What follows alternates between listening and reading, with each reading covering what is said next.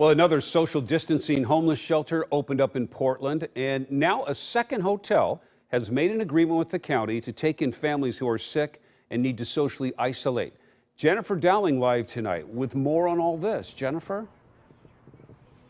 Good evening. Yeah, I'm standing in front of the Jupiter Hotel, which opened a couple weeks ago. This is not the latest hotel, but this one is already housing homeless folks who are self-isolating and showing coronavirus symptoms. So the county's been working on this for quite some time. And all total, the Joint Office of Homeless Services says between veterans, helping seniors, helping the homeless, and those in the vulnerable population, they could spend around $3.5 million on the social safety net per month. I just believe. So, if I believe I'm going to be alive, I'm going to be alive. Jamie Mark is using the power of positive thinking to stay grounded. Still, he does worry about keeping items clean to prevent the spread of coronavirus. Where do we wash these things if we have nowhere to wash them? And if nobody gets together with this 6-foot rule? The Joint Office of Homeless Services has been working to keep people socially distanced in the shelter system. They opened their fourth and final social distancing space for referrals only at the Mount Scott Community Center this week. That, combined with this list of new shelter space, has created hundreds of beds to spread people out. You know, we've got 400 plus social distancing spaces to spread our shelter system out.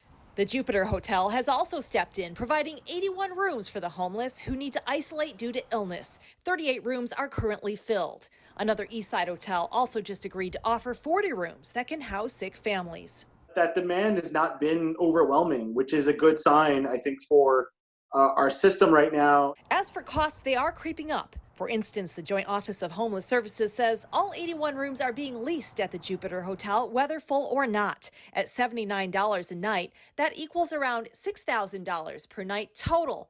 And for a 2-week period, that's around $89,000 at the Jupiter alone.